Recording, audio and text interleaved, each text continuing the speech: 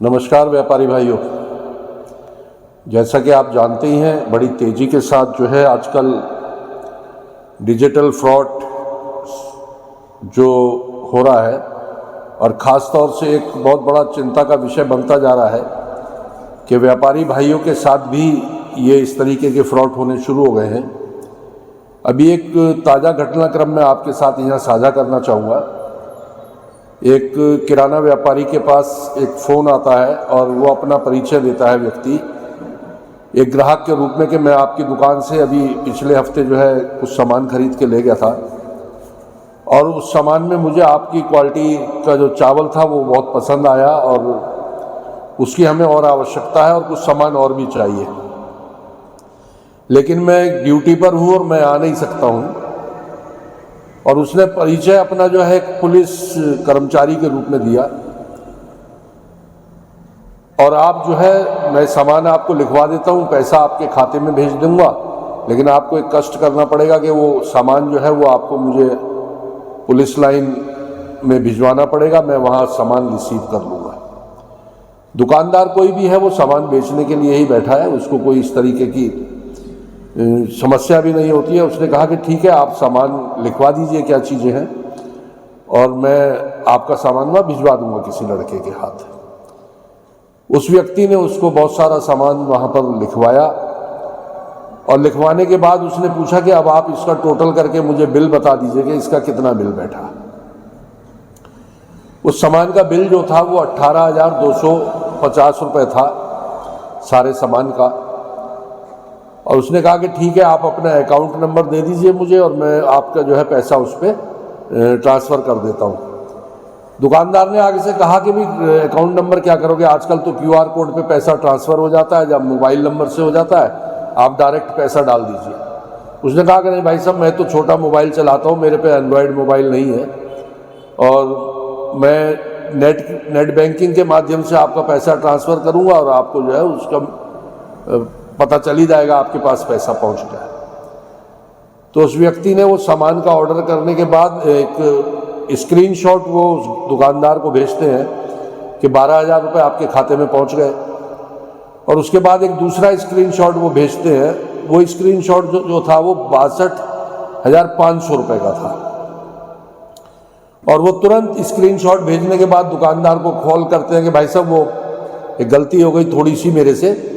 और मैंने जो पैसे आपको 12,000 रुपये तो एक भेज दिया, आपके पास स्क्रीनशॉट मैसेज पहुंच गया वो, और उसके बाद जो मैंने आपको 6250 रुपये भेजने थे उसकी जगह 62,500 रुपये आपके पास पहुंच गए। और आप एक काम करिएगा कि ये 62,500 जो आपके पास पहुंच गए इसमें से 6250 आप अपने लेस कर लीजिए और बाकी का बचा हुआ पैसा जो है आप मुझे भिजवा दीजिए। तो लगभग 56,000 रुपया जो बचा था वो उस व्यक्ति ने एक मोबाइल नंबर दिया किसी का कि ये मेरे बेटे का मोबाइल नंबर है, या कोई रिश्तेदार बताया कि इसके ऊपर आप ट्रांसफ़र कर दीजिए, उनसे मैं अपने आप ले लूँगा। लेकिन कुछ ही पल बाद जब उन्होंने वो सामान लेकर के उस व्यक्ति के बताए हुए पते पर भेजा तो वहाँ वो ना तो उस पते का कोई व्यक्ति था वहाँ पर, ना उस व्यक्ति ने उस कर्मचारी का फ़ोन अटेंड किया और उसके बाद जिस नंबर पर पैसा ट्रांसफ़र किया गया था उस नंबर पर जब कॉल की गई तो वो मोबाइल नंबर बंद निकला। एक सीधा सा जाकर के उनको थोड़ा सा खलबली मची कि क्या हुआ भाई, ऐसा कैसे हो सकता है कि इतनी बड़ी अमाउंट का सामान मंगाया और ग्राहक वहाँ पर है ही नहीं इस नाम का कोई व्यक्ति। अब उन्होंने जब अपने लड़के को कहा कि भाई ज़रा ATM से मिनी स्टेटमेंट निकाल करके लाओ, देखा तो उनके खाते में ना तो 12,000 रुपये आए थे और ना ही 62,500 रुपये आए थे और उनको इस झांसे में लेकर के उनके साथ 56,000 रुपये की ठगी कर ली गई। तो अब आप समझ सकते हैं कि 56,000 रुपये की ठगी उनके साथ की गई और बहुत सावधान रहने की इस प्रकार के मामलों में आवश्यकता है। अगर आप किसी व्यक्ति को व्यक्तिगत रूप से नहीं जानते हैं तो उसकी किसी भी बात के ऊपर आप भरोसा ना करें। एक दूसरी चीज़ भी आपको बहुत सावधानी के साथ देखनी होगी कि जो आप अपनी शॉप पर QR कोड से पेमेंट लेते हैं तो कुछ लोग कभी आकर के आपसे ये कहते हैं कि भाई मुझे कुछ 10,000 रुपये की या 20,000 रुपये की या 50,000 रुपये की आवश्यकता है और आप वो पैसा मुझे नकद दे दीजिए। और मैं आपको QR कोड पर पैसा मंगा करके दे देता हूँ, क्योंकि मुझे पास में कोई ATM नहीं है, या बैंक में पैसा नहीं मिल पा रहा, मेरे पास ATM कार्ड नहीं है।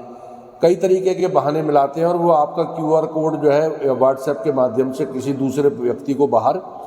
भेज देते हैं और उसके माध्यम से वो पैसा बाहर से मंगा करके आपसे आपके काउंटर पर नगद पैसा ले लेते हैं।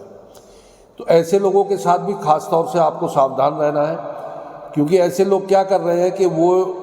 आजकल जैसे ऑनलाइन ट्रेडिंग्स का ज़माना है, व्हाट्सएप कॉल पर, टेलीफोन के ऊपर लोग बाग बिजनेस कर रहे हैं।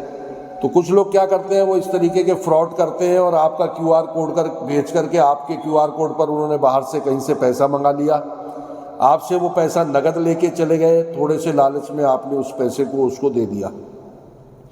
लेकिन जिस व्यक्ति के साथ ठगी हुई है उसके द्वारा जब उसकी FIR कराई जाती है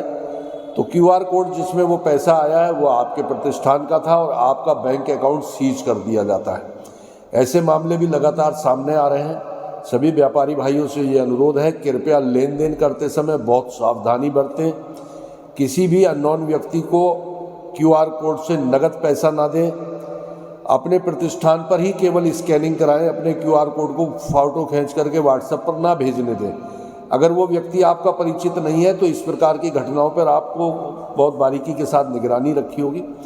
इसके साथ एक सावधानी जो आपको और बरतनी है, जैसे मैंने अभी आपको बताया कि हमारे उस किराना व्यापारी भाई के साथ जो फ्रॉड हुआ है वो स्क्रीनशॉट उसने जो भेजे थे उसके माध्यम से हुआ है। किसी भी ग्राहक के द्वारा जब आपको स्क्रीनशॉट दिया जाता है या मोबाइल दिखाया जाता है कि आपके पास ट्रांजैक्शन हो गया है, तो कम से कम आप समझदार बनिए, अपने ट्रांजैक्शन को आप जस्टिफाई करिए, अपनी मोबाइल बैंकिंग के थ्रू उसको चेक करिए, या जिस भी UPI ID का आप इस्तेमाल कर रहे हैं, चाहे वो गूगल पे है, चाहे फ़ोन पे है, चाहे भीम है, चाहे बैंक के UPI आप इस्तेमाल कर रहे हैं, उसकी ट्रांजैक्शन हिस्ट्री में हाथ के हाथ जाइए, उस पेमेंट को देखिए कि आपके अकाउंट में क्रेडिट हो गया है या नहीं हो गया है। और इस प्रकार की धोखाधड़ी और जालसाजों से कृपया बचने का प्रयास करिए, क्योंकि जागरूकता और सावधानी में ही बचाव है। और घटना घटित होने के बाद सावधानी का कोई महत्व नहीं है। सावधानी का महत्व जो है वो घटना होने से पहले है। कृपया सावधानी बरतें, अन्य साथियों को भी इसके प्रति जागरूक करें। जय हिंद, जय भारत, जय व्यापारी।